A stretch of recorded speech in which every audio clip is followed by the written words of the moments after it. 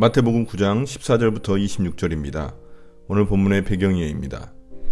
앞서 예수님과 제자들이 죄인들과 식사하는 것을 비판했던 이야기에 이어 금식 논쟁 이야기가 등장합니다.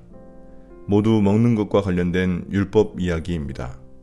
이전 이야기에서는 바리새인들이 예수님께 문제 제기를 했다면 이제 침례 요한의 제자들이 문제 제기를 합니다. 이에 예수님은 옛 시대는 가고 새로운 시대가 시작되었음을 옷과 포도주 가죽 부대 비유를 통해 설명하십니다. 또한 9장 18절부터 38절에서는 또 다른 4가지 기적들이 연속해서 등장합니다. 9장 14절부터 17절입니다. 금식 논쟁. 그때 요한의 제자들이 예수께 와서 물었다. 우리와 바리새파 사람은 자주 금식을 하는데 왜 선생님의 제자들은 금식을 하지 않습니까? 예수께서 그들에게 말씀하셨다. 혼인잔치의 손님들이 신랑이 자기들과 함께 있는 동안에 슬퍼할 수 있느냐? 그러나 신랑을 빼앗길 날이 올 터이니 그때에는 그들이 금식할 것이다. 생배 조각을 낡은 옷에다 대고 깁는 사람은 없다. 그렇게 하면 새로 된 조각이 그 옷을 당겨서 더욱더 크게 찢어진다. 새 포도주를 낡은 가죽 부대에 담는 사람은 없다. 그렇게 하면 가죽 부대가 터져서 포도주는 쏟아지고 가죽 부대는 못 쓰게 된다. 새 포도주는 새 가죽 부대에 담아야 둘 다 보존된다. 바리새인들은 구약에 규정된 대속제일 금식 말고도 매주 2차례씩 금식을 하곤 했습니다. 이런 규정들을 요한의 제자들도 따르고 있었던 것입니다.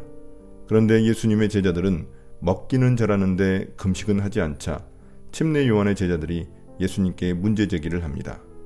이에 예수님은 혼인잔치의 비유를 들어 설명하십니다. 예수님이 혼인잔치의 주인공인 신랑이고 잔치의 손님들은 예수님의 제자들입니다. 혼인잔치에서 손님들이 신랑과 함께 있을 때는 먹고 마시며 기뻐해야 하는 것처럼 예수님과 함께 있는 동안 제자들은 금식할 필요가 없습니다. 그러나 신랑을 빼앗길 날, 즉 예수님이 죽으시는 날에는 금식을 할 때가 올 것입니다. 이를 예수님은 비유를 통해 다시 한 번 더 설명하십니다. 새로운 시대, 즉 하나님 나라가 왔다는 것을 옷과 포도주 가죽 부대에 비유해서 설명하십니다. 헌 옷은 새 천조각과 합쳐질 수 없는데 새 천조각에 당기는 힘을 헌 옷이 감당하지 못하고 찢어져 버리기 때문입니다. 또한 헌 가죽 부대는 새 포도주를 담을 수 없는데 새 포도주의 발효 과정에서 발생하는 압력을 헌 가죽 부대가 견디지 못해 터져버리기 때문입니다.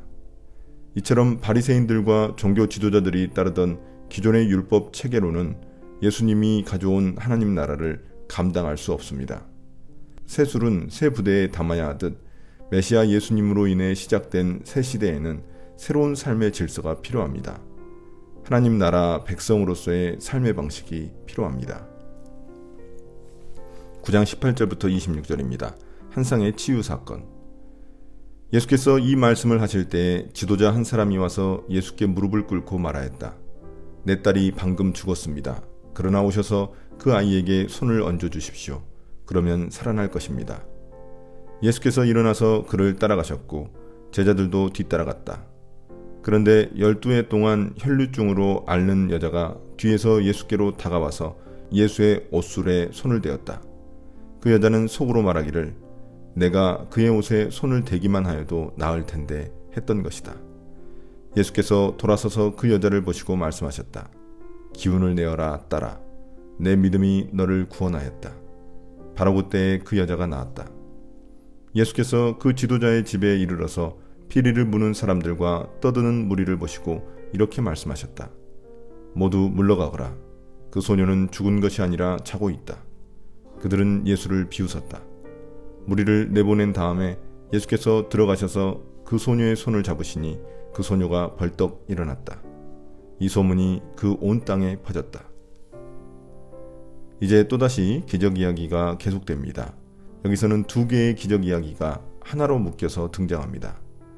이스라엘의 지도자 한 사람이 예수님을 찾아와 무릎을 꿇고 자신의 죽은 딸을 고쳐달라고 간청합니다.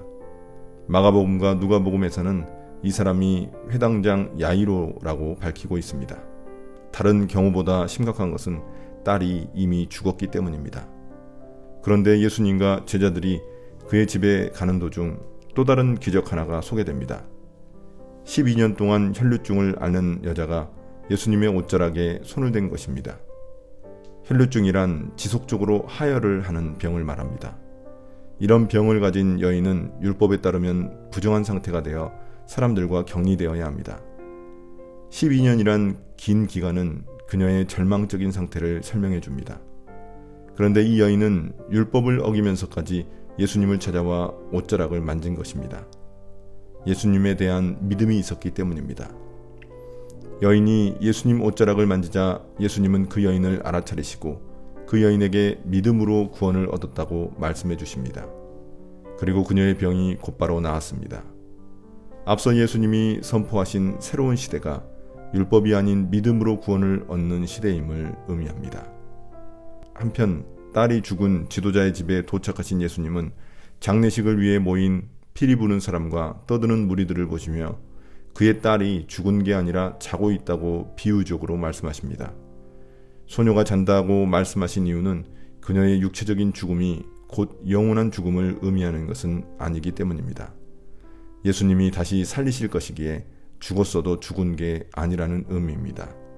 잠자는 자가 다시 깨어나듯 이 소녀도 곧 깨어날 것이라는 의미입니다. 이에 사람들은 예수님의 말씀을 이해하지 못하고 비웃었지만 예수님은 홀로 방에 들어가 그 딸의 손을 잡으니 그 소녀가 벌떡 일어났습니다. 원래 율법에 의하면 죽은 사람을 만질 경우 일주일 동안 부정해지지만 오히려 예수님은 그녀에게 생명을 주어 그녀를 정결하게 해주셨습니다. 이러한 기적은 예수님이 죽음을 이기시는 분임을 보여주어 예수님의 부활 사건을 기대하게 만듭니다. 오늘의 묵상 포인트입니다. 첫 번째, 예수님은 어떤 분입니까? 예수님은 우리에게 믿음의 행동을 요구하십니다. 어떤 사람은 절망에 빠져 자포자기하지만 어떤 사람들은 혈루증 여인처럼 믿음으로 주님 앞에 나아갑니다. 인생의 가장 비참한 상태인 죽음까지도 이기시는 주님입니다. 내 삶을 향한 주님의 능력을 믿으십시오. 두 번째, 우리에게 주시는 교훈은 무엇입니까? 예수님이 여신 새로운 시대는 배제와 단절이 아닌 환대와 공감의 시대입니다.